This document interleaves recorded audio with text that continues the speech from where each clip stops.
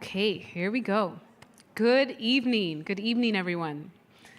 Thank you for coming. Welcome to the Perez Art Museum, Miami. It's so wonderful to be here, both here at the museum and for the folks that are joining us virtually via YouTube. Thank you for joining us. My name is Marie Vickles. I'm the Director of Education, and I'm delighted to introduce our third and final program of the 2021-22 Scholl Lecture Series featuring artist Dawoud Bey in conversation with PAMM Director Franklin Sirmans. For tonight's program, the conversation between renowned artist Dawoud Bey and PAMM Director Franklin Sirmans will focus on Dawoud's projects from 2012 to 2021. Dawoud's prolific body of works provide poignant, inspiring, and personal views of African-American life that both challenge and draw from historical narratives, expanding the references of the visual canon. It is truly my pleasure to share that two of Dawoud's photographs, Wallace, Simmons, and Eric Allums, Birmingham, Alabama, and Cabin and Palm Trees, were recently acquired by the museum by way of the generous support of the PAMM Fund for Black Art. A few acknowledgments before we get started. A very special thank you to Deborah and Dennis Scholl for your ongoing support of this important lecture series. We appreciate you. Thank you.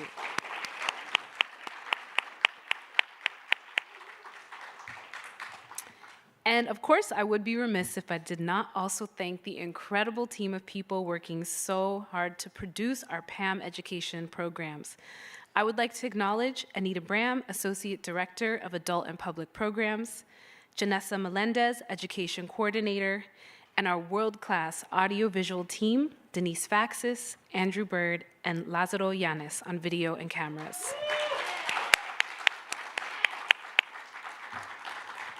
It's true, we could not do this without you, literally, so thank you. Now, let's get this program started with introductions of our featured speakers.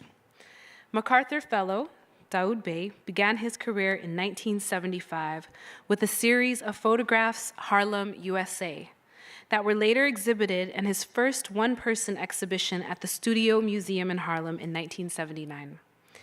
His work has since been the subject of numerous exhibitions and retrospectives at museums and galleries worldwide. His recent retrospective exhibition, Dawoud Bey, An American Project, opened at the San Francisco Museum of Modern Art in 2020 and traveled to the High Museum of Art, Whitney Museum of American Art, and the Museum of Fine Arts, Houston. His work has been the subject of several monographic publications, and his writings have appeared in a range of publications as well.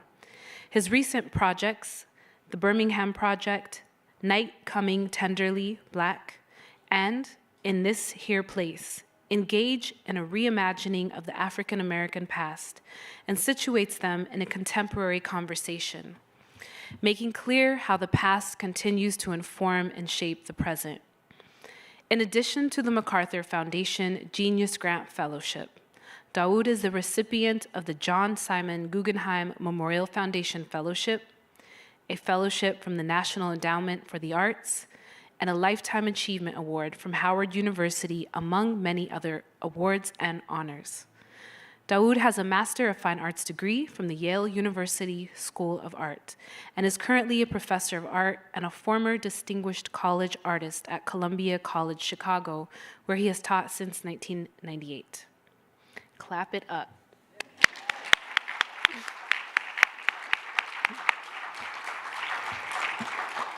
We're proud of you. Franklin Sirmans, director of the Perez Art Museum, Miami since 2015, is an internationally recognized art critic, editor, writer, and curator. Franklin has established himself as one of the leading voices in contemporary art, joining PAMM from his previous posts at the Los Angeles County Museum of Art, LACMA, where he held the position as the department head and curator of contemporary art. In his time at the Perez Art Museum, Miami, he has facilitated the acquisition of more than 1,000 works of art by donation or purchase, and has pursued his vision of PAMM as the People's Museum. Now in his 6th year of leading Miami's flagship art museum, Franklin continues to write and edit for numerous publications, making a compelling impact on the world of contemporary art. Clap it up again, folks.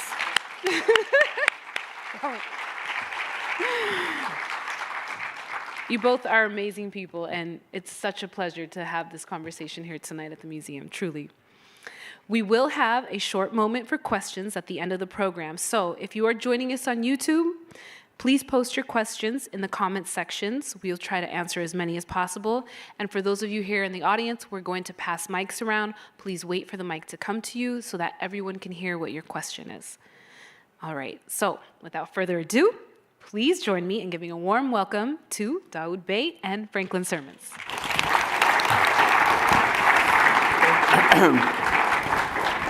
Thank you, Marie. Thank you all for being here. I got to second the thanks to Dennis and Deborah for doing this, taking us back a ways now and creating this archive of important lectures. I also want to just say thanks to the ambassadors for the Fund for Black Art, because we wouldn't have the work without y'all, so thank you so much for that. And we have other board members here, and the way that we are able to pursue our mission and vision takes many of you, so thank you for that. Thank you. And I also want to just shout out artists, because there are a lot of artists in the crowd tonight, and it begins and ends with you all, especially a ton of photographers, which is pretty cool. So thank you for being here. I'm going to try and be brief, but I have to say, so it'll come out in conversation, but we've known each other for a long time. We have so we've bumped into each other in different places. In fact, we just bumped into each other at the Art Expo in Chicago a few weeks ago. We've never had the opportunity to do this. We've known each other since before my son was born. Wow. That's kind of how I keep track of time. And my son is 31 years old. So I've known Franklin at least that long. At least. It's so good to be here in this way, though. Thank you for doing this, though. Thank you for doing this. Yeah, so it's great to be sitting here with you. Thank you. Have this conversation. Thank you. So we're gonna talk a little bit, and we're gonna actually run some.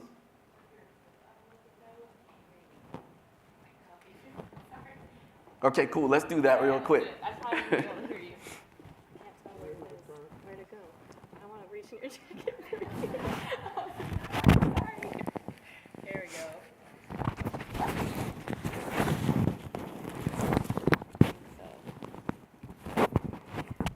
Lovely. There we go. I also want to thank our interpreters. Okay, how is that?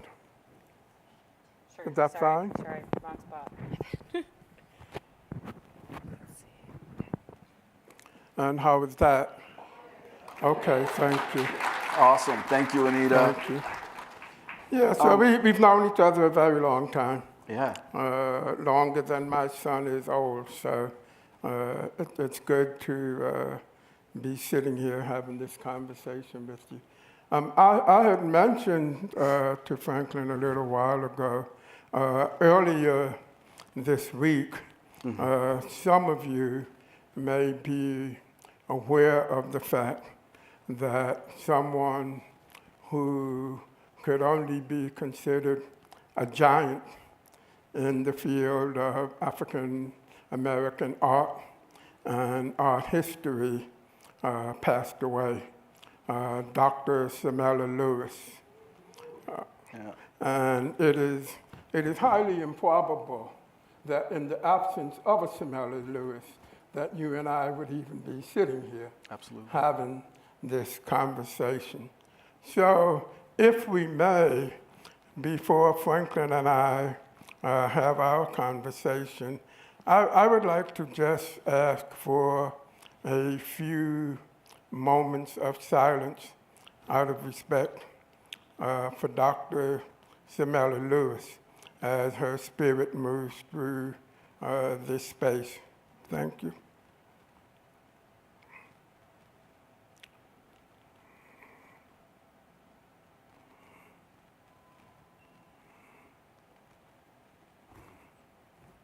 Okay, thank you.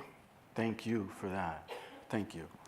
Gosh, you remind me now.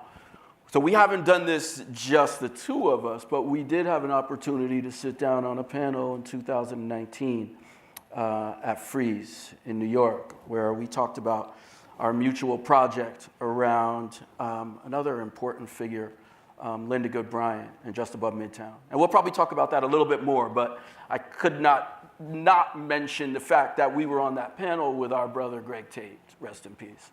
Exactly.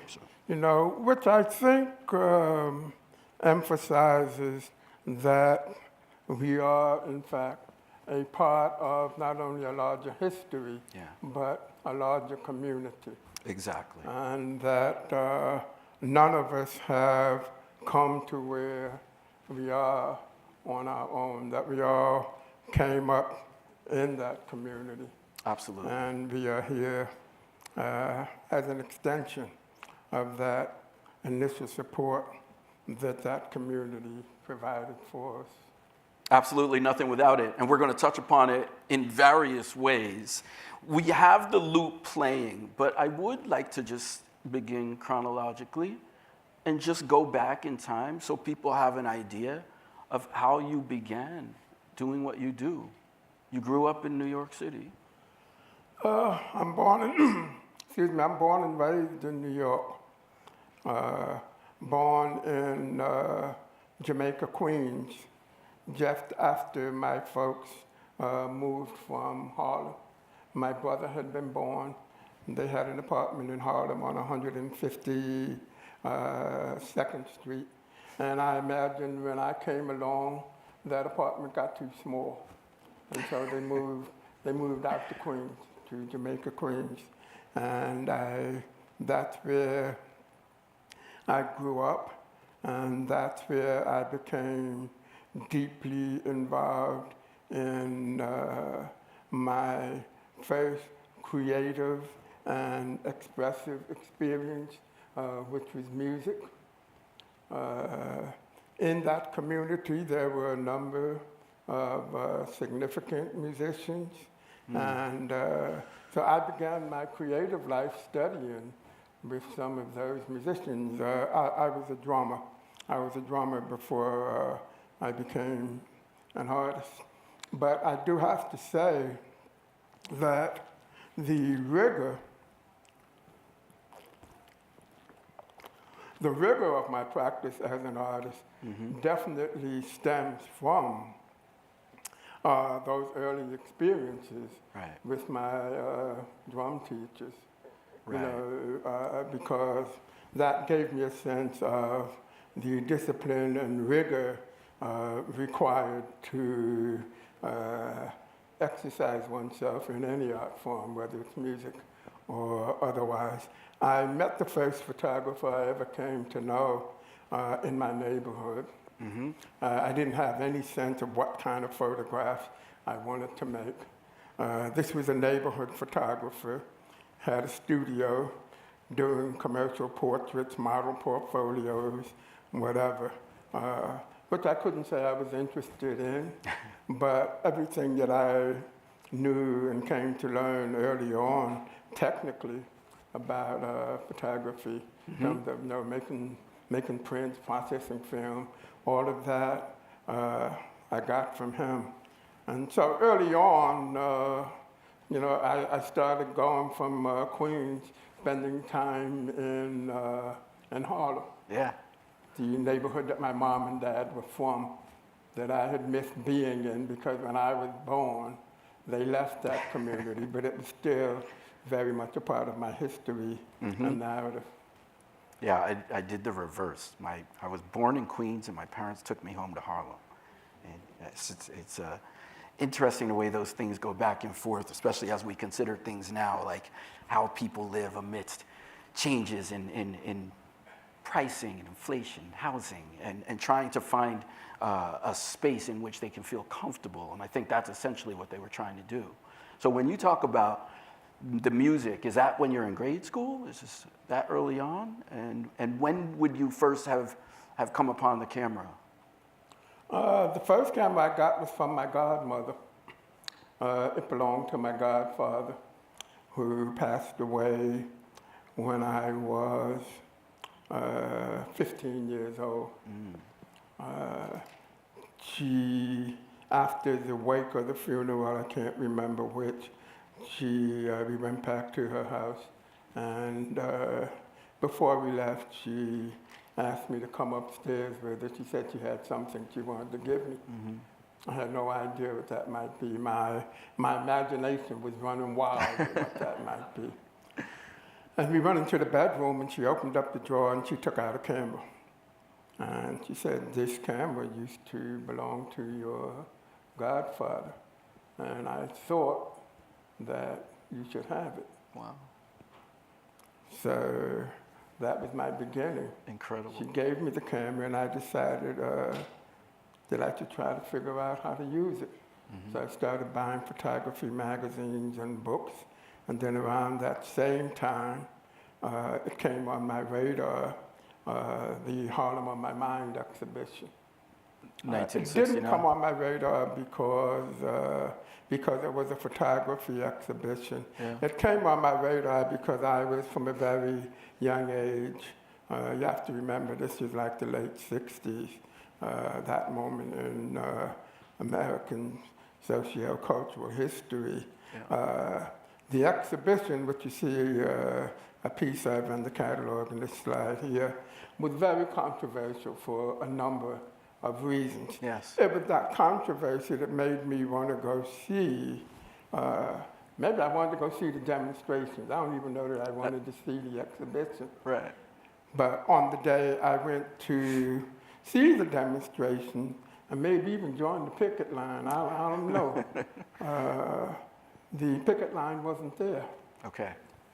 which left me no choice but to go in and see the exhibition. And that was a hugely transformative moment. Although at the age of 16, I don't know that I would have described it that way. Okay. But it definitely was. Seeing pictures of black people on a wall in a museum. Yeah. That was the beginning. And seeing people walking around looking at pictures of black people in a museum. The whole thing was fascinating to me. And that was taking place at a moment of social turmoil in which people were speaking back to the museum, gave me very early on a completely different sense of what the museum was, what the museum might potentially be, Yeah. and how I might in some way engage with the museum. Which of course I have been doing now for some 40 odd years. Absolutely. But that was the beginning. Whoa, what an experience at 16 years old to go to that show. I mean, we often think about, and especially not only that show, right? Because there were moments within that period, 68 to 71, where the Whitney was being picketed, MoMA was being picketed, so LACMA was being picketed. So this was happening, it was all in the air. But to do that at the Met, right, where, you know, it's the It was a big- very intimidating experience. Exactly. Very intimidating, so much so that I wasn't even comfortable enough to walk up to the information desk and say, excuse me, can you tell me where the Harlem on My Mind exhibition was? I didn't even have the presence of mind to do that. Yeah. Because to my mind, I saw all these people walking around who seemed to know where they were going. So I felt like I should know where I'm going. You know, or at least act like you do anyway. And that's what I did. I started walking around, hoping to see a sign that said Harlem on My Mind. Ended up going through the Egyptian Hall, which was in a completely different location, which without that being my intention, sparked my interest in Egyptian art while I was looking for Harlem on My Mind. And finally, I saw a sign, and it was up the steps. And that was the first time I'd ever been to a museum on my own. Right. which Okay. was intimidating in and of itself. Yeah. There was no one in my neighborhood that I could have thought to say, yo, Tyrone, I'm going to the Met. You want There was nobody to have that conversation with. You know, I just told my folks I'm going into the city. Yeah. And they were cool. My mom probably said, no, just be back by supper time or whatever. And I found my way there. And here these people are pictures of ordinary black people. Yeah. It wasn't an art exhibition, but I couldn't have told you what an art exhibition or some other kind of exhibition was anyway. But the fact that they were photographs, that they were black people, they were in a museum, and people were looking at those pictures, giving them serious consideration. Right. I have to say that's the foundation to everything that I've gone on to do, pretty much. Right. You know. And no matter how much criticism around the exhibition specifically, criticism for, in some cases, who was taking the images of these black people, although it was a form of representation, clearly for somebody to see and for a young Dawoud to be impressed by. It was a very flawed exhibition. Right. With a lot of problematics swirling around it that we probably don't have time to go into. But if you Google Harlem on my mind and do some research, but that wasn't on my mind at the time. What I was thinking about was the demonstration. No demonstrations, now go in and see the show. Yeah. So it's like fate conspired for the demonstrators to stay away that day. Because Dawoud Bey was coming, and he needed to start his life, and he needed to see these photographs hanging in a museum. Incredible. I don't know how to explain it, but that's what happened. But since you just said it, were you already Dawoud Bey at that point? Did you call yourself Dawoud Bey at that point? No. Okay. No, I changed my name not too long after. Yeah. In that moment when LeRoy Jones became Amiri Baraka and Don Lee became Hakeem Madabuti, there was a political act directly tied to that moment, 1968, 69, 70, 71, maybe as far as 72. It was more common then than you would probably think, especially within the cultural community in New York. Absolutely. And so how do we go from there to a mere 7 years later, you're actually showing at the Studio Museum in Harlem? Yeah, well, it's interesting because the two things were sparked by the experience of seeing Harlem on my mind. Mm-hmm. It made me realize that it was an exhibition about a community that I had a personal and familial connection to. It also began to answer the question of what might I do with this camera that my godmother had given me the year before, because I didn't have a clue. I wasn't looking for a camera. Right. So that exhibition kind of pointed me in the direction of my subject. And then, because part of the controversy about the exhibition was its inaccessibility to the Harlem community, I began to become more aware of the fact that the museum as an institution or entity is not a benign space. Yeah. It kind of clued me into that very early on.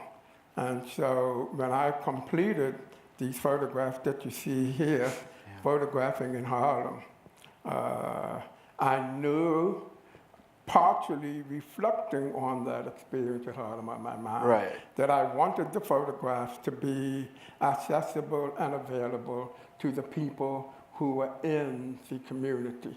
Because this relationship between communities and the museum and the potential problematics of that was something that I got, when I was 16 years old from the Harlem on My Mind exhibition. Yeah. And so I approached the Studio Museum in Harlem about having an exhibition of that work.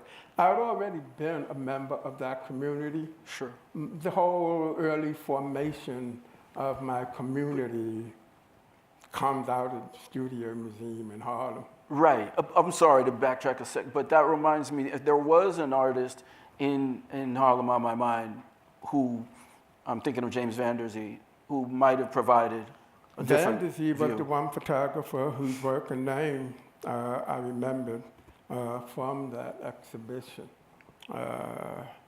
And of course, you know, the James Van Der Zee Institute ended up several years later being housed at the Studio Museum in Harlem. Exactly. But the Studio Museum in Harlem was really the center of the formation of my community. And so it wasn't difficult to approach them with this work. And they basically said, well, come back when you feel like you have enough of them for an exhibition. And I did.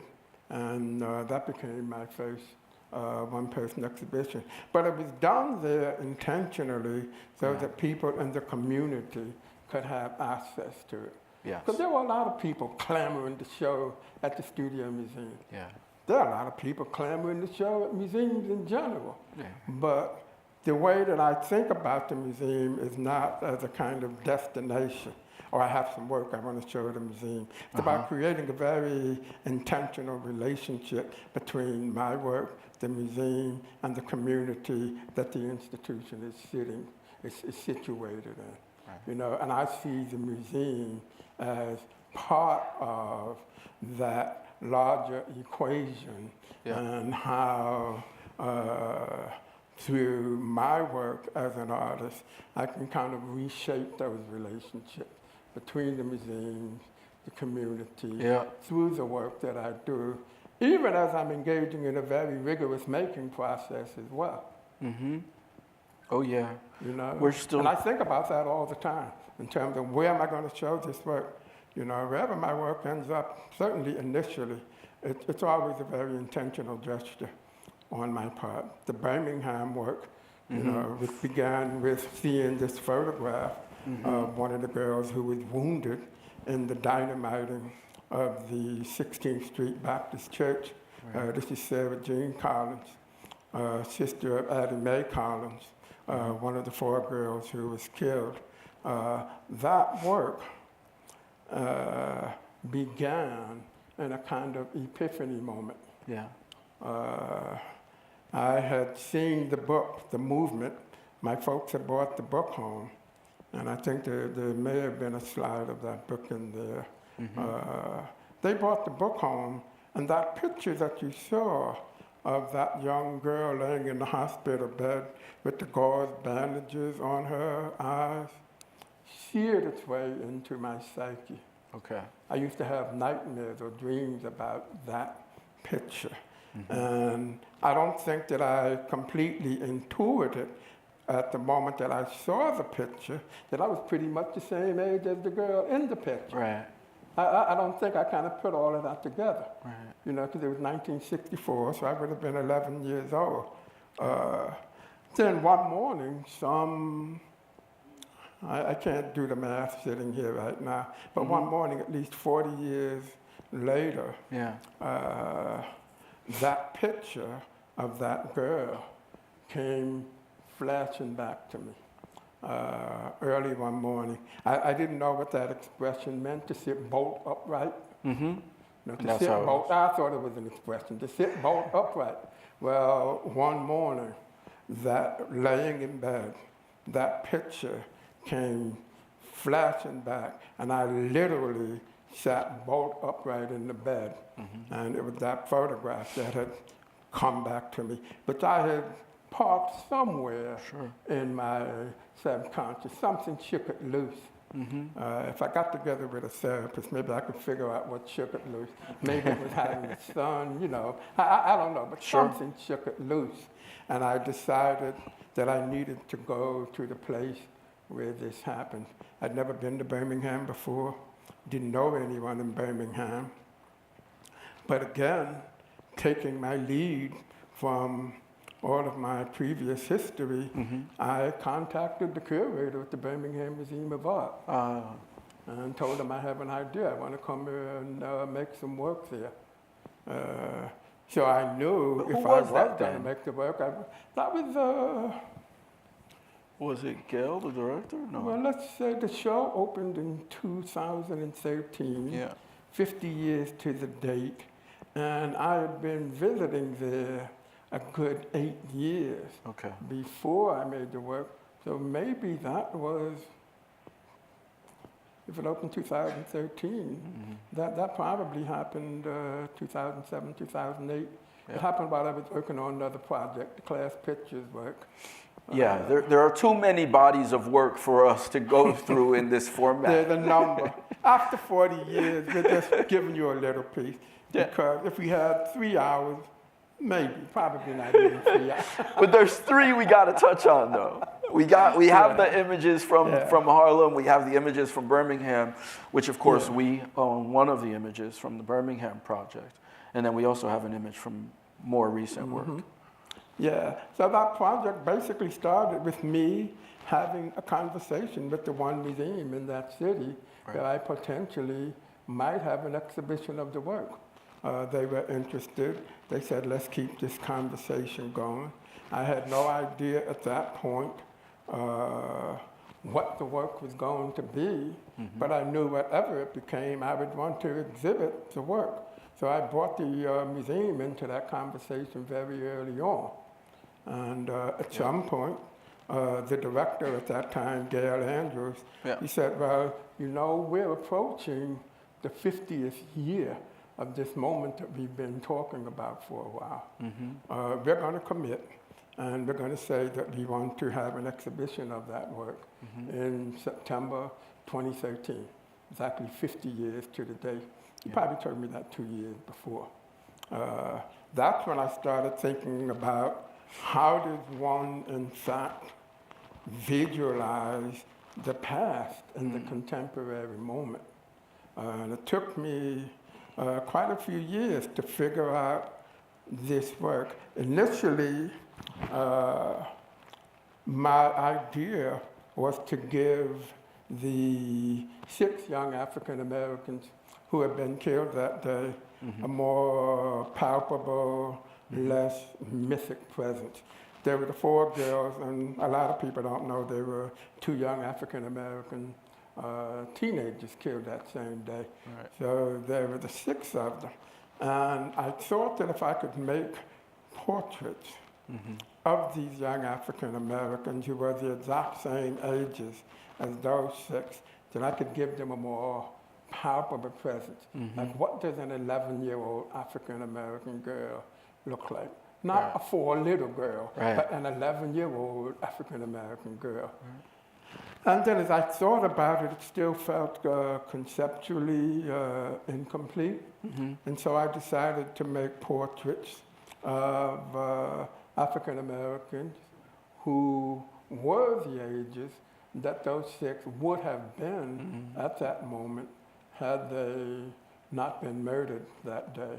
And to put the 2 of them together as a way of making visible the 50 years, the loss, the absence of possibility, the passage of time, and to create this kind of, it was the first time that I began to think about how does one create this kind of, liminal space between past and present. Where we know we're looking at something contemporary, but it strongly evokes the past. So that work opened at the Birmingham Museum of Art, September 2013. And of course, interestingly, like all institutions in the South, the Birmingham Museum of Art, for the adults, certainly who remembered that museum in the 50s and 60s, like all public institutions, it was a segregated space. They could not even go into the Birmingham Museum of Art. And now, 50 years later, here they are, sitting in the museum for a portrait that is going to later hang on the walls in that same museum. I chose 2 locations to make the work, one which is the formerly segregated space of the museum, one part of Birmingham social history, and the others were made in Bethel Baptist Church, a very activist church, kind of black communal space. So I wanted to have both of those pieces of Birmingham's social history wrap around those subjects. Wow. I mean, And you can imagine what that whole experience was yeah. for the adults coming back 50 years later, and they're hanging in the museum. But all of that, you know, they're the photographs, but that whole project, it's all the work for me. Yeah.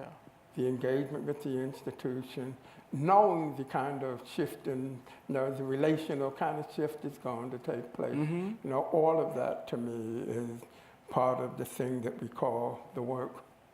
Yeah, which forces us to act accordingly. It forces us to, I think, exemplify in the presentation a lot of the work that we say that we're doing or that we allude to have the desire to do. Yeah, and I think it's important because the work, of course, then goes out into the world, you know, and it ends up places like here and other museums, and even in a gallery setting. But the first showing of that work, the first engagement and encounter with that work, I wanted to very intentionally be someplace that is very related to the conversation and histories and engagements that I have that the work actually comes out of, to kind of fold them back into each other. Yeah, it's amazing. Go back for a moment to think about the Harlem space. I would not have thought about that with the same level of intention that you talk about. I mean, it almost, those works had to be seen in Birmingham first. And I guess Harlem, USA is similar, but I would have never thought about it in that context because Studio Museum, like you said, was a family of sorts. And yeah, it's interesting because, and I've thought about that more recently, you know, how this work, the early work, going back to like 1975 to 1979, is also a history project. Because it's based on my family's history with that community, which is why I'm there. I'm looking for pieces of that history, even as I'm engaging with the larger issue of the significance of Harlem as a socio-cultural force, you know, within black cultural production, and wanting to contribute something to that conversation that begins at least as far back as the Harlem Renaissance, and the Carava, I was waiting for you to Fire, and all of the cultural production by black thinkers and artists that came out of Harlem. I wanted to make work that was a part of that conversation, that historical conversation, to add my contemporary voice and work to that. You mentioned the Carava. We know Vanderzee was in that Harlem on My Mind. The images also conjure so many other photographers, American photographers in particular. I think, you know, I've tried to talk about the work in the context of Robert Frank before. Were there other artists that you were thinking about specifically, especially working out in the street? Eventually, Roy DeCarava would have been the first African-American photographer that I encountered. Probably followed very closely by Gordon Parks. But Roy DeCarava was really the role model for me. He was not making photographs on assignment. They were entirely self-initiated. He was deeply engaged in the idea of trying to wed the narrative of the black subject to the materiality of the photographic object, to find a material language through which he could talk about blackness, to make the object embody that. DeCarava was very, very important to me. And then along with some of the photographers from the Kamonge workshop, who I began to know, probably most significantly Lou Draper, Okay. And Kamoinga was in New York specifically.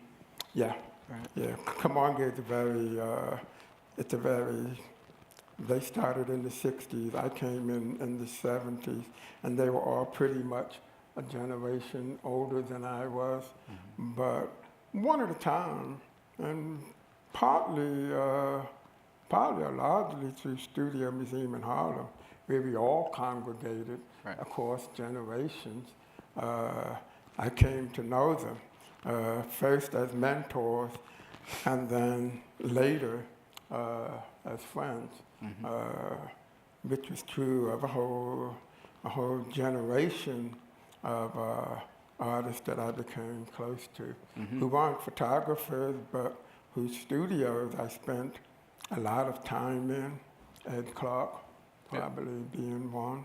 Yeah. Mel Edwards, William T. Williams, Jack Whitney, all of them. They were mentors who became friends, who visualized for me what this thing and practice of being a black artist who's trying to use their own radical imagination to bring something into the world. They were all hugely important to me. It's interesting. All of them are abstract painters in that moment.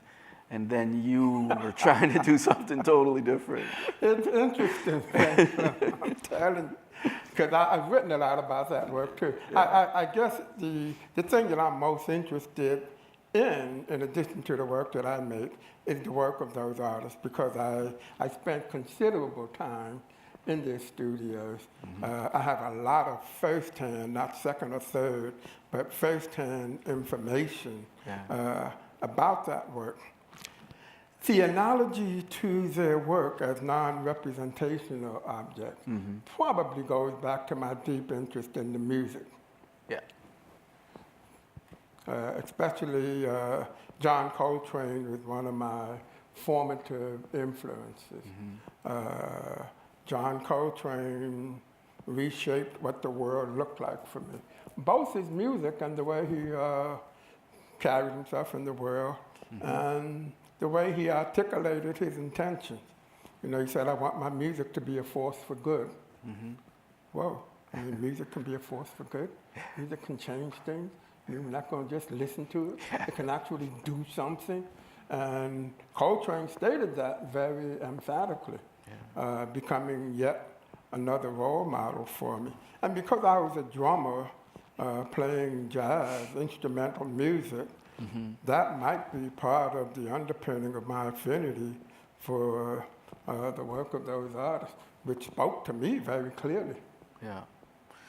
You mentioned Kamoinga, you mentioned studio as being these kind of spaces that enabled you and helped you find your path. There's one other to touch on. I mean, we mentioned Just Above Midtown, and there seems to be a group of artists around that moment that you were documenting. And it's almost like a different way of thinking of your work. We've seen a conceptual, very highly conceptual body of work with the Birmingham series. We've also seen more of a relationship to street photography in the Harlem series. But you also were doing a lot of documentation. Yeah, I think it's you know, Studio Museum in Harlem was my formative community. And at some point, parallel to, and in some ways overlapping with that community, there was Just Above Midtown Gallery, which had more of an orientation towards conceptual work by black artists, which Studio Museum did not always have, especially in its earlier days under the direction of Ed Spriggs, and even a little bit further into its history. So some of those artists who I met at the Studio Museum in Harlem, David Hammond certainly, a lot of those artists were also part of the community Just Above Midtown. But I think, you know, for me, one of the things that's really important about this conversation of Studio Museum in Harlem, just above Midtown, is that institutions are actually places for the formation of community. Right. Because I wouldn't have met any of those artists just hanging out on the street corner. Right. There need to be some place, some common denominator space that we could periodically convene at. Yeah. When somebody was having an exhibition, when Houston Conville came to New York from LA, Yeah. he had a show at just above Midtown. We showed up. It was very different work from what was being shown at Studio Museum in Harlem. So I think the two of them together institutionally gave a more, not necessarily complete, but a more expansive sense of black art production at that particular moment. Yeah. And so it's kind of important to be a part of both of those conversations. Absolutely. You know, and both of those communities. Even as I said, there was a lot of overlap between them. Yeah. But you would see a lot of the same folks at both, but the nature of the work that was being shown Yeah. was very different. Yeah, but so we've touched on community, and I'd like to open up to some questions. But lastly, there's a huge part of your life and career that lies elsewhere, and so you moved from New York at a certain point, right? Chicago being a big part of your practice. Yeah, it's Or not. interesting. Yeah, you know, I was certainly formed in New York. 150% byproduct Okay. of New York. My deep engagement with that community, the music, hanging out in the clubs, all the teachers that I had. I moved to Chicago with my family in the late 90s to take a position at Columbia College, Chicago, which, of course, actually began with a residency project and exhibition with the Museum of Contemporary Photography at Columbia. Okay. My first engagement with the museum came in 1993, and my first engagement in contact with the college, where I've now taught for some number of years, was actually through the museum. So I think you can. I think you get a sense of how central the museum is. Yeah. Because I see museums as a kind of, on the one hand, kind of laboratory, because I've actually set up a studio and made work in a museum. But museums, to me, are places where various propositions are being made. You know, everything on the wall is the individualization of a particular set of ideas. And putting work in a museum is contributing something or adding something to that conversation, to those ideas. You know, because the way I see the museum and the field in general, it's kind of like a multitude of people sitting around the table, and there's like one empty chair, and then you come into the room. It's like, so what you got to say? Yeah. Like, it's got to have something to do with something that's being talked about. Yeah. Or maybe not. You can be the outlier. You can be David. Like, you can be the Right. outlier and say, this is the wrong conversation. I think we should be talking about this. But it's in relation to those other objects and the history that precedes you. And you sit down and you take a seat, and hopefully you can contribute something meaningful to that conversation. And the museum, to me, is the place where a lot of those conversations come to be centered. So beautifully said. Shall we turn to questions? On that note.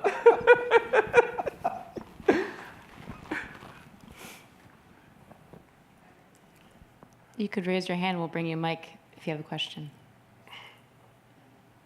If I'll you keep have going. a question, Yeah. just so you know in advance, I won't hear it, even with a microphone. But I'll have Franklin break it down, and he can be my interpreter. Absolutely. Thank you very much for this rich dialogue. I'm struck as a aspiring art collector. I don't have a lot of photography in my collection, but one of the things that I've always found interesting about your work is the way that it draws the viewer in. I don't typically think of photography as a dialogical mode of exchange, but there's something about your work that has always, for every time I've seen your photographs, drawn me in. So I'm wondering if you can say a little bit about how you stage. I know that the physical space is important to you, the historical context, but how do you make decisions about everything from lighting to the chairs that you chose in the church? Because it seems to me that all of those things are conversational pieces as well. And so I just want to hear you talk a little bit more about that. Yeah, I think the I caught idea, part of that, but not. Yeah, go ahead. the idea that the photographs are bringing people into a conversation. How do you go about setting up those photographs? Am I getting that? How much is ancillary material involved? When we look at, I didn't realize when you mentioned the Birmingham Project being shot in those two very specific locations. I'm not sure if I think about that at the very beginning. And that's part of drawing the viewer in. Can you comment a little bit about that? Yeah, well, I think people often, I spoke about this briefly when I talked about the work being about ideas, but I think when it comes to photograph, there may be a tendency to think about them making pictures of things that you find interesting. Oh, that's interesting. Right. I should make a photograph about that. Right. Or make a photograph of that because it's interesting. And that's not how I think about photography at all. For me, like any other art form, the photographs are a place where I can make my ideas visible in a way that hopefully resonates. So where the work is made, all of that is part of the larger conception of the work. It's why I'm there as opposed to someplace else. Right. The Harlem, USA work, that's my idea about Harlem. Connecting it to certain kinds of photographs. Yep. The man in the bowler hat is definitely like James Van Der Zee. Yep. Also Walker Evans, photographs from that period. In addition to the things that I make work about, my photographs are also an ongoing conversation with the history of the media, which I'm very aware of, deeply steeped in, very much invested in. And I'm very aware that I am, piece by piece, project by project, adding something to this thing that we call the history of the medium. So the Birmingham work, I'm in those two churches, that church and the museum, because of the place that they have within Birmingham's social history. That's part of the conceptual and narrative underpinning of the work. More recent work in Ohio that was about looking at the path of fugitivity of escaping African Americans along the path, the imagined path of the Underground Railroad in Northeastern Ohio. That work, again, because the Underground Railroad was of necessity not known, although there are certain known what we call Underground Railroad stations, safe houses. So I used those safe houses as the beginning for reimagining what that landscape might have looked like through the eyes of an escaping African American, engaged in the act of their own self-liberation. That work is also, it's printed very dark. It wasn't made at nighttime, but it's made to suggest that, moving through the darkness, under cover of darkness, towards one's freedom. That whole idea of the darkness of the prints, the blackness of the subject, and the blackness of the narrative goes directly back to Roy DeCarava. So this history is always present. Yeah. I'm just, I guess, subjectifying it around, things that I'm particularly interested in. The most recent project, I spent 2 years photographing on and around the landscape of 5 different plantations in Louisiana, all along what's called River Road, along the west bank of the Mississippi River. Wanting to continue to engage this idea of history. I'm wanting to create a kind of radical reimagining of that history through my own work. So my work is very, very specifically intentional. I'm not one of those photographers who just go out in the world looking for interesting things to make photographs about. They're very specific. project-driven. They're very specific type of picture-making driven.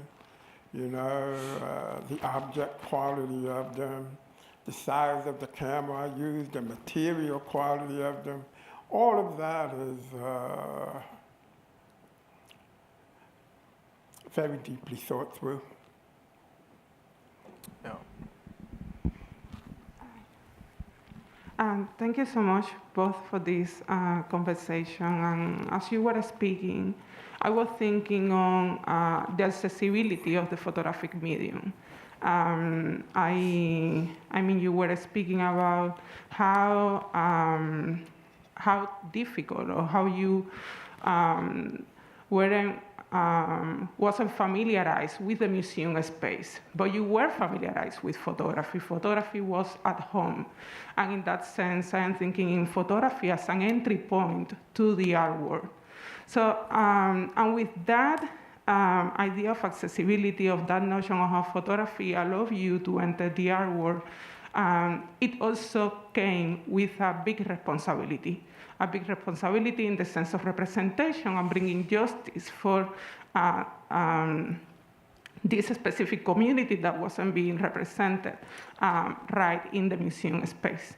So my question is about the subjects in your photography and how you establish that relationship with the subjects as participants in the photographic act. How, if you can speak more about that relationship that you establish with them. So more about their relationship to the actual subjects within the photographs.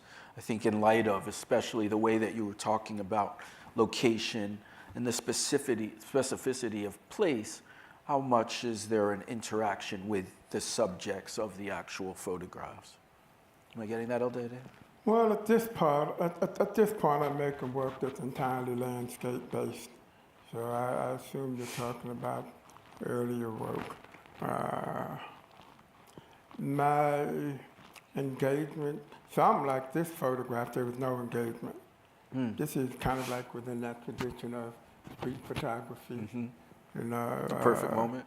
But I became increasingly uneasy about this kind of work that doesn't, in fact, engage the person in the photograph in some kind of reciprocal relationship. This work from Harlem, USA, especially this picture here, they're all what you might call, on the one hand, visual improvisations made within a black space, within a certain tradition of picture making. I went on from that work to do work with a 4x5 camera and Polaroid material, specifically as a way of addressing some of what I thought were the problematics of that kind of work, wanting to make work that not only centered the black subject, but also allowed for a degree of reciprocation, which is very difficult to do working with a 35mm camera and film in the street. So I started using Polaroid material so that I could give them something as a way for them to kind of confirm the way I was seeing them and to create a space that was more directly participatory. But now I'm deeply engaged in this project that has to do with looking at the narrative of space and place and trying to situate these ideas about blackness and history within this landscape tradition. Because I don't think there has been a lot of work within the landscape tradition specifically that really foregrounds blackness or the black presence. And I'm really interested in that at the moment. So I haven't made any portraits since the Birmingham Project. That work was made in 2012. And the work was always, it was coming out of my own need to make the work, my own imagination, wanting to engage someone else in that process and project, and to allow for their own sense of interiority that I was really interested in, to create a situation in which that sense of interiority could emerge. The shape of the body and all of that, of necessity, has to be shaped to the rectangular space of the photograph. So there was, in all of that work, including this work, a very understated but definite directing of the subject, that the gesture or behavior would come from them, but then I would tweak that to the frame. Like if you look at the girl's elbow, if it was too close to the frame, I would just say, that's wonderful, why don't you just pull your elbow in a little bit? Without talking about why. Just, I don't want to, because I'm working within a certain space and I don't want to disrupt the psychology of the moment. So I try to be a very even-handed director in a way that allowed the people in the photograph to give what you might call a heightened performance of themselves. Because that's really what it is. It's them being themselves in front of the camera, with me figuring out, through the process, the photograph, the artificial lighting and all of these, a certain heightened drama, but how to heighten this performance of the black self in front of the camera. But it has to come from them, and then I shape that based on my 40 years of doing that.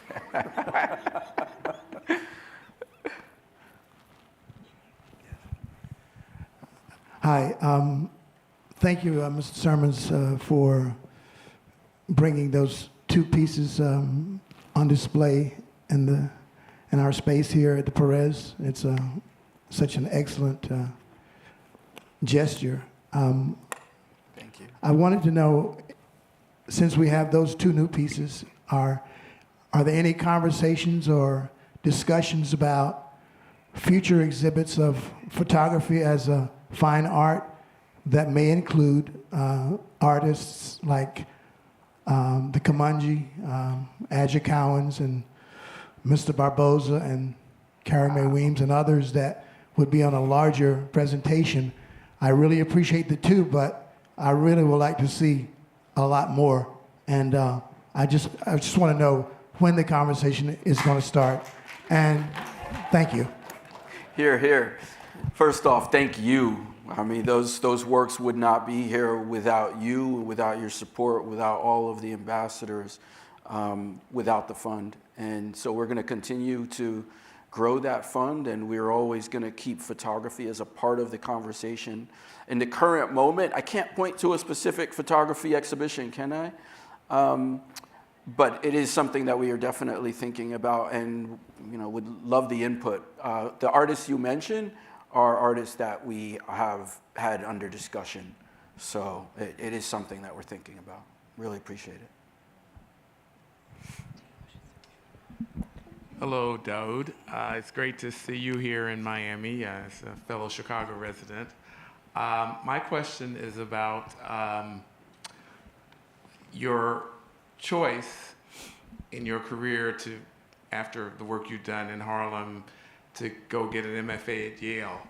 So why and how did that happen? How did that influence your practice? And what was the reception for the body of work that you were producing during that period? Mr. McKissick. It's a Chicago question. Thank you, Eric. It is a great question. Good to see you. What made you, after you've already had the degree of success and experience you had, what made you go to Yale to seek out a MFA? Did I get all of that? Say that again. What made you go to Yale for an MFA after you had already done so much work, and had so many experiences? Yeah, that's an interesting question, because my formal training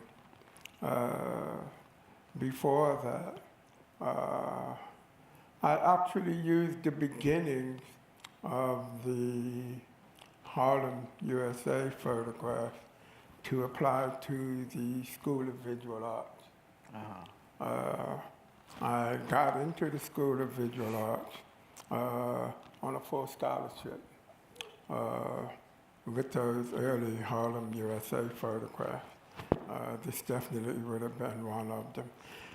I was there, I think, from 1976 to 77 and a half or 78. And I actually left the School of Visual Arts halfway through because I applied for and was invited to participate in the Cedar Artist Project. I don't know how many of you are familiar with the Cedar Artist Project, but it was Cedar Title VI under the Carter administration. And it was basically a federal make-work program for artists. 350 artists from New York were a part of that, which was also a part of the formation of my community. Everyone was in that project in New York. To give you the range, from Joseph Delaney to Ursula van Rijtenswaard. Wow. And I became friends with all of them.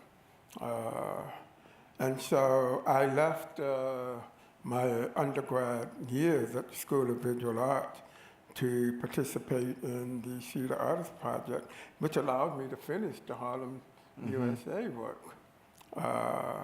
And then I just kept working, because quite frankly, the professionalization of the field had not quite kicked in the 70s. Yeah. This whole idea that a BFA and an MFA was mandatory in order to be an artist practicing professionally, that idea hadn't even kicked in.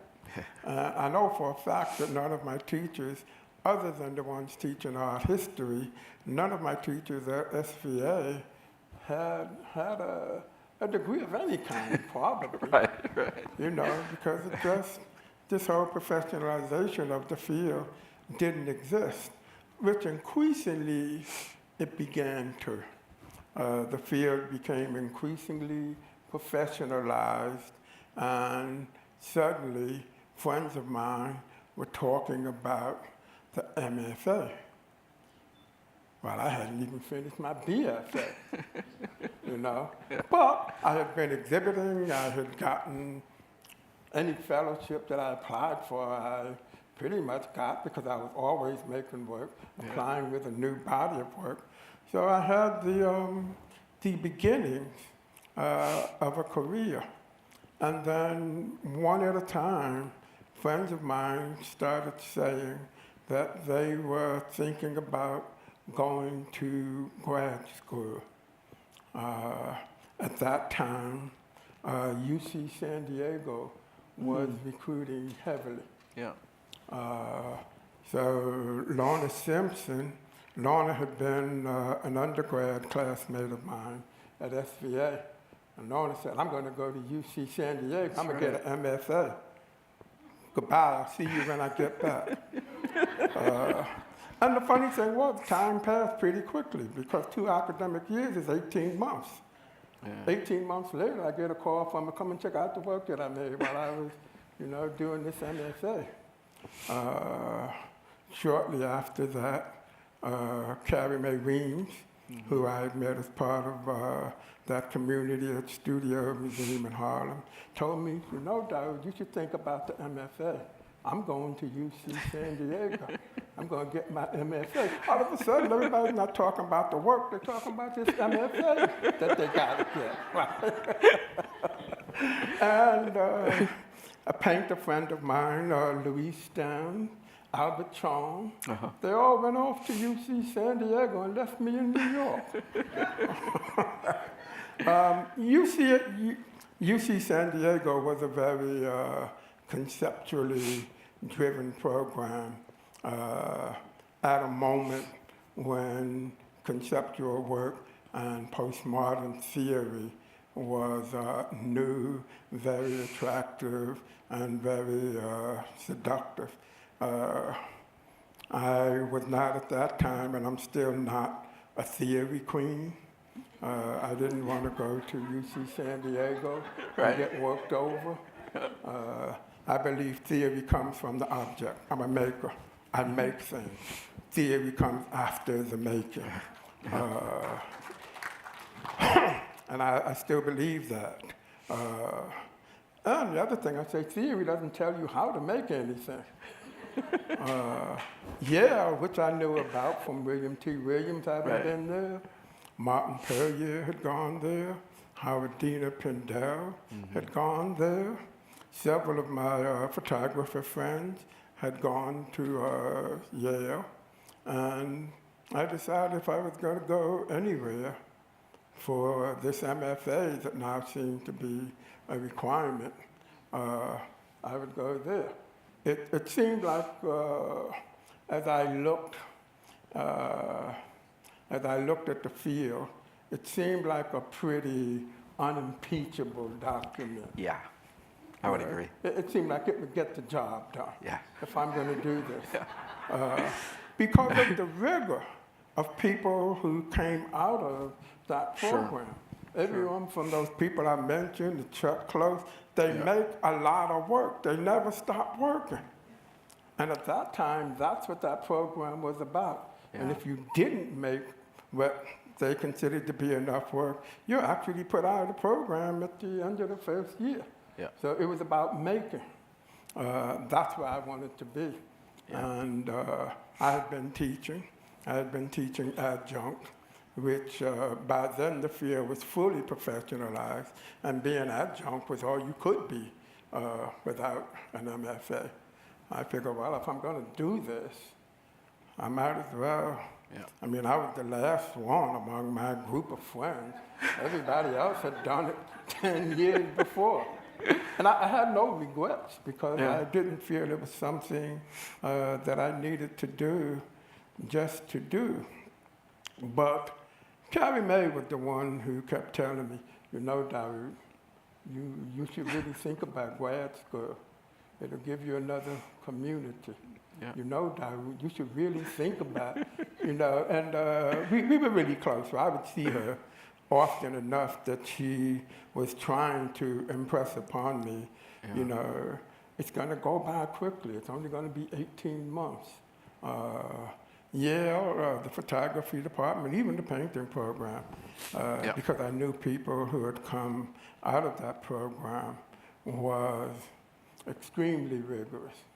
And I don't mean just the working, it was psychologically rigorous. Yes, I've seen it. You know, with the reality being, if you could survive that, you'd probably be okay out in the world.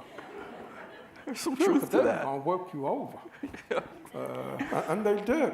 It was not a place to go to be patted on the back or where you would do a lot of critical and theory reading and produce maybe 5 pieces at the end of 2 years, which was kind of what the experience was in an institution that shall remain unnamed that I taught at for a while. It was very theory-driven and not object-driven.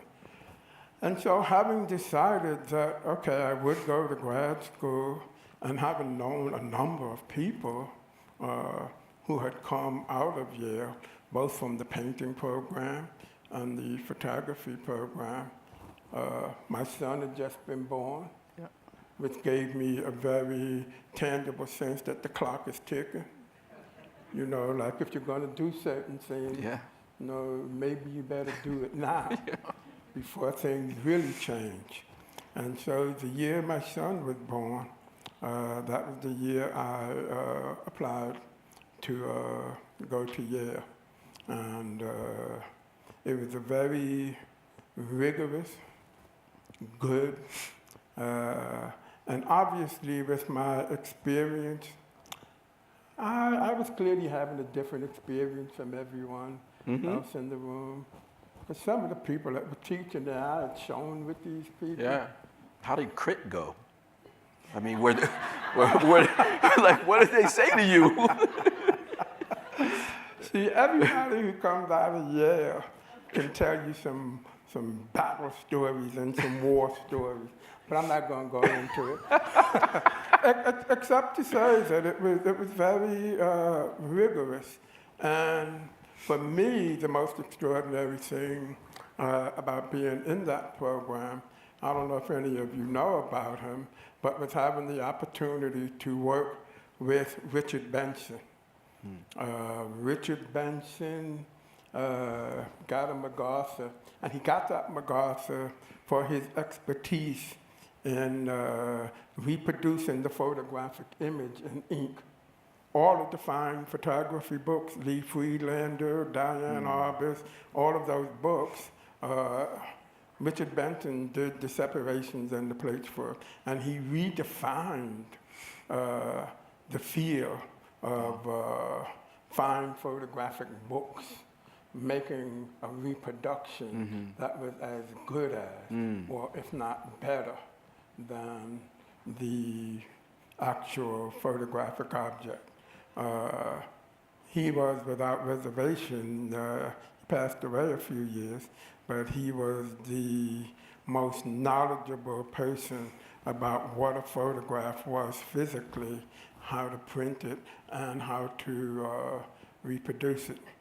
So had I not gone through that MFA program, I wouldn't have met Richard Benson.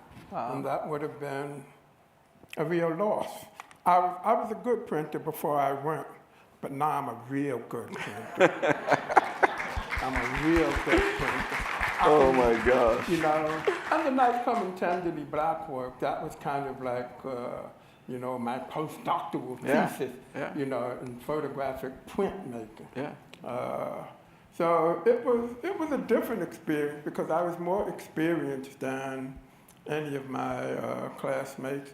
I had more in common with the folks that were on the faculty, some of whom knew me. Some people mistakenly thought I was teaching there. I didn't bother to correct them. You know? I didn't say anything. I didn't broadcast it. It was just something it was just something that I needed to do at that particular moment. I was 38 years old when I went, so I was just 2 years shy of 40. But that was the right time for me. You know, I have no regrets, and I don't think it's hate. Wow. Really. But it had very real benefit for me in terms of, you know, you don't know what you don't know until you know it. Yeah. So it was one of those kind of things. Yeah. Speaking towards some of what you've talked about, there is an exhibition at NSU Art Museum just up the road in Fort Lauderdale, done by Bonnie Clearwater, that is specifically of Yale MFA alumni right now. So Yeah. thank you for that. Yeah, and I'm still very much connected to the institution. I'm on the board of Yale Art Gallery, and I'm still very much connected to and a part of that institution. I think we could listen to you speak all evening, honestly. I think we could all agree, but we'll take this moment to thank you, Dawoud, so much. Oh, Yes, thank you. Thank you. Thank you. Thank you. Thank you. Thank you. Thank you so much.